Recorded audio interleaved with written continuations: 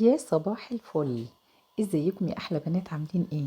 النهارده هنعمل مع بعض تحليه سريعه حلوه وسهله وجميله جدا، وبدون بيض وبدون اي مواد كده كتير بجد. طريقه سهله جدا، في نص ساعه تكوني مخلصاها على طول. شايفين؟ بجد طبقات روعه جدا، كريمه تحفه جدا. يلا نسمي الليل ونشوف طريقتنا ايه. اول حاجه هنجهز الكريمه مع بعض. انا استخدمت هنا 4 كوبايات من الحليب. أنا استخدمت الكوب المعياري، 4 كوبايات من اللبن،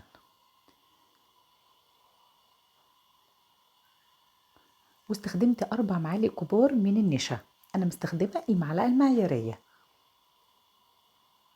وهنضيف كمان 4 معالق كبار من السكر. يعني بما يعادل كل كوب قدامه معلقة نشا قدامه معلقة سكر. السكر هنا مظبوط جدا يا بنات، فيا ريت ما نزودش السكر عشان تبقى متعادله كده ومتناسبه معانا. اختياري بقى معلقه كبيره من الحليب البودر، ولكن بيفرق جدا في الطعم وتحفه جدا، بيخلي الكريمه طعمها غني جدا. وباكت من الفانيليا بس كده. قبل ما احطها معايا على النار قلبتهم مع بعض كده على البارد. قبل ما ابدا معايا على النار هنجهز اول طبقه من البسكوت. احنا محتاجين ان احنا ايدينا تكون سريعه شويه من اول ما نعمل الكريمه، يا دوبك ايدينا تكون سريعه.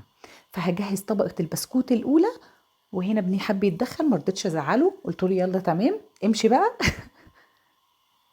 المهم ما نسيبش اي فراغات، تكسري كده وتملي كل الفراغات معاكي في اي صينيه معاكي، مفيش مشكله خالص. هنرفع بقى الكريمه بتاعتنا على النار. على نار بقى يا ريت دايما الكريمه بتاعتنا تكون على نار هاديه عشان ما تتلسعش من تحت.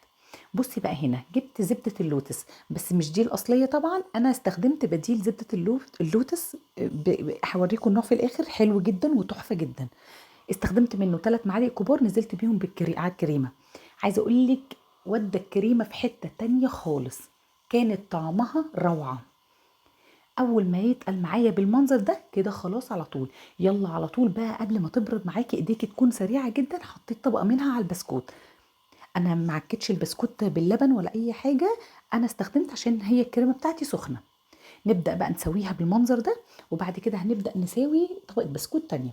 ترتيب الطبقات براحتك خالص، عايزة تعملي رقيق من البسكوت مفيش مشكلة خالص. أنا استخدمت 3 رقات من البسكوت. هبدأ أفرد كده الكريمة، ويا ريت ما يكونش الكريمة كتير قوي بين الطبقات، يعني تكون طبقة رقيقة شوية. وزي ما قلنا الفراغات تحاولي تمليها، يعني تكسري بواقي البسكوت كده وتمليها.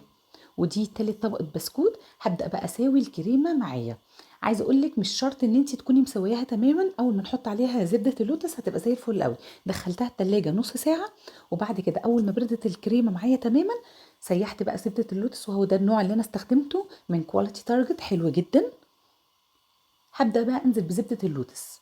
مش شرط تكون الطبق متساويه معاكي، بس انت اول ما تحطي زبده اللوتس معاكي تبداي ما تدخليش اي معلقه، تبداي تهزي الصينيه زي ما انا بعمل كده بالظبط، عشان تطلع الطبق معاكي مستويه. بس كده، وكانت معايا زي الفل. شايفين السرعه؟